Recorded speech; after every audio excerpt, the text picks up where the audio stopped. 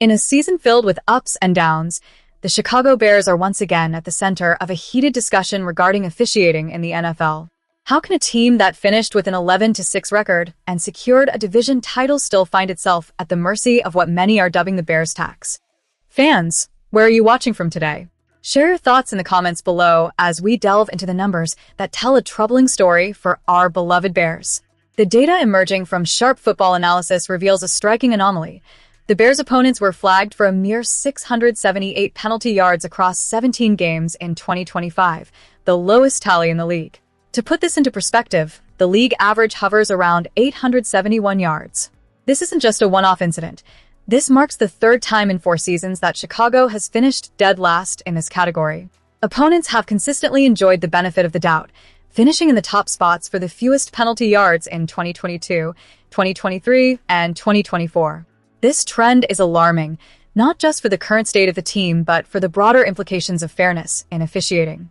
The Bears recorded a staggering net penalty yard disadvantage of minus 795 yards from 2022 to 2025, the worst in the NFL. For context, the New York Jets, who were second worst, had a net penalty disadvantage of minus 584 yards. It paints a picture of a team that is not only facing its own challenges on the field, but is being hindered by officiating that seems skewed against them. The statistics don't lie. Chicago's offense has been awarded the fewest first downs via opponent penalties, while opposing offenses have capitalized on the flags thrown against our defense, gaining the 4th most first downs in the league. This discrepancy is not merely a coincidence. It raises serious questions about the consistency and integrity of officiating when it comes to the Bears. Looking at specific calls, it becomes even more evident how lopsided this situation is. Bears quarterbacks drew the league minimum of just 7 roughing the passer penalties, while our defenders were on the receiving end of 17 such flags, second most in the league. Analyst Warren Sharp emphasizes that these disparities, backed by official league statistics, cannot simply be brushed off as random variation. They highlight a troubling pattern that could potentially influence not just individual games, but the broader trajectory of the franchise. Despite the Bears clinching a division title in 2025, the question remains, how much of this success is overshadowed by this ongoing imbalance? The conversation around officiating equity intensifies every season, and while there's no conclusive evidence pointing to intentional bias, the numbers suggest an outlier pattern that could be detrimental to the Bears' long-term success. As we dissect these statistics, it's crucial to recognize their potential impact on close contests. Every penalty can shift momentum, alter game plans, and ultimately influence outcomes. The Bears, a storied franchise full of rich history and passionate supporters, deserve a fair chance to compete without the shadow of officiating biases looming over them. The narrative surrounding the Bears is complex, filled with both promise and frustration. As we move forward, let's keep an eye on how this dynamic unfolds and affects Chicago's aspirations. Now, on to our next topic, which promises to shed more light on the ongoing developments within the franchise. In a move that has ignited excitement among fans, the Chicago Bears have selected rookie center Logan Jones as the number 57 pick in the NFL draft. As he steps into the storied legacy of the franchise, the pressure is clearly on. The team has officially announced that Jones will don the number 54 jersey, a number echoing the greatness of Brian Urlacher, one of the most cherished players in Bears history. This is no small feat. Urlacher's impact resonates deeply within the organization and the fan base. And now, the question looms. Can Jones honor that legacy while carving out his own path? Logan Jones took to the podium following the rookie minicamp, radiating a mix of excitement and humility. "It's such an honor to be able to wear that number," he said, clearly aware of the weight that comes with it. The legacy of Urlacher is not just about the number. It's about the heart, grit, and determination that he embodied on the field. Urlacher, who played for Chicago from 2000 to 2012, was not merely a player. He was a leader, winning the NFL Defensive Rookie of the Year in 2000 and later the NFL Defensive Player of the Year in 2005. He was instrumental in leading the Bears to 4 NFC North Division titles and a Super Bowl appearance in 2006. With 8 Pro Bowls and a Hall of Fame induction in 2018, Urlacher's shadow looms large, and the expectations for Jones are sky-high. Interestingly, while the number 54 holds immense significance, it isn't technically retired. This presents both an opportunity and a challenge for Jones. He has the chance to redefine what that number means for this new generation of Bears fans. But he must also face the ghosts of a past that are both inspiring and intimidating. As a rookie, stepping into such large shoes is no easy task, especially with the knowledge that fans will be watching his every move with a keen eye.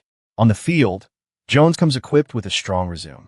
After a stellar senior season with the Iowa Hawkeyes, where he won the Remington Trophy as the nation's top center, he proved his mettle. Not only did he excel as a player, but he also demonstrated leadership as the team captain, showcasing his capability to command respect both on and off the field. Jones played in every game during his senior year, solidifying his reputation for durability and consistency. However, the competition for the starting center position is fierce as he goes head-to-head with veteran Garrett Bradbury. Bradbury brings experience to the table, and while he may be seen as the incumbent, Jones's athleticism and high football IQ position him as a formidable contender. The Bears coaching staff is undoubtedly keeping a close watch on how Jones adapts to the professional game and how he handles the pressure that comes with wearing a number so steeped in tradition. As fans, we must consider the implications of this transition. Will Jones rise to the occasion and become the next great center for the Bears? Or will he falter under the weight of expectations? This is a critical moment for both the player and the franchise as they embark on a new chapter together. The excitement surrounding Jones is palpable, but so is the skepticism. Will he be able to deliver? As we continue to analyze this developing situation, it's vital to keep a pulse on how not just Jones, but the entire offensive line adapts and evolves in the coming weeks. The foundation of a successful team rests heavily on the ability of its offensive line to create holes for the running game and protect the quarterback. If Jones can prove himself as a reliable anchor in the center position, it could set the stage for a more dynamic offense. So, Bears fans, where are you watching from? What are your thoughts on Logan Jones stepping into the legacy of Brian Urlacher? As we dive deeper into the next segment, let's keep the conversation going about what this means for our beloved Chicago Bears and how they might shape the landscape of the NFL in the upcoming season. As we dive into the final segment of our coverage on the Bears' rookie minicamp, there's a buzz surrounding the potential addition of veteran wide receiver Scotty Miller. With a Super Bowl ring from his time in Tampa Bay and connections to the Bears' coaching staff, Miller has caught the attention of many, and it wouldn't be surprising to see him don the navy and orange if they decide they need more depth at wide receiver. Fans, where are you watching from? Drop your thoughts in the comments below. In the early stages of these rookie minicamps, it's typical to see players still finding their footing, and while the practices may not seem thrilling, there were glimmers of promise. The highlight on Friday came when Maverick McIver, a former quarterback from Western Kentucky, unleashed a high-arcing pass that landed in the hands of Miller, who made an impressive catch 30 yards downfield. This moment stood out amidst a series of drills that are often more about learning than executing. Miller, a local product from Barrington, is an intriguing option for the Bears as they navigate their receiver depth, which could use some bolstering.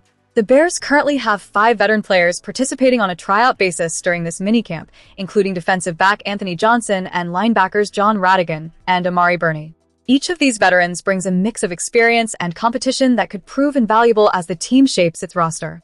Johnson, who had 4 starts with the Packers last season, adds reliability to a secondary that is still finding its identity. Radigan and Burney, both having experience in various NFL systems, could also provide that competitive edge the Bears are looking for in their linebacker core. Meanwhile, Montrell Washington, though not a household name, adds versatility as a return specialist, having logged significant punt and kick return yards in his previous stints with Denver and Kansas City. Now, let's talk about Dylan Thiemann, the Bears' first-round pick. While his initial performance in practice didn't lead to any jaw-dropping highlights, his self-awareness on the field is commendable. Thiemann admitted to a mistake in coverage during a drill, showcasing not just humility, but a desire to learn and improve.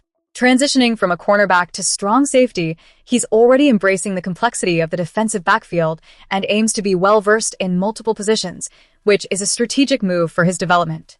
On the other side of the ball, tight end Hayden Large may not have dazzled in his early reps, notably dropping a pass, but he's been brought in primarily for his blocking prowess and special team skills. His connection with Logan Jones, another rookie from Iowa, could enhance team chemistry as they aim to bolster the run game. Jones highlighted Large's gritty approach to blocking, fitting perfectly within the Bears' run-first offensive philosophy. Speaking of blocking, Third-round pick Sam Roush is eager to showcase his skills when the pads come on.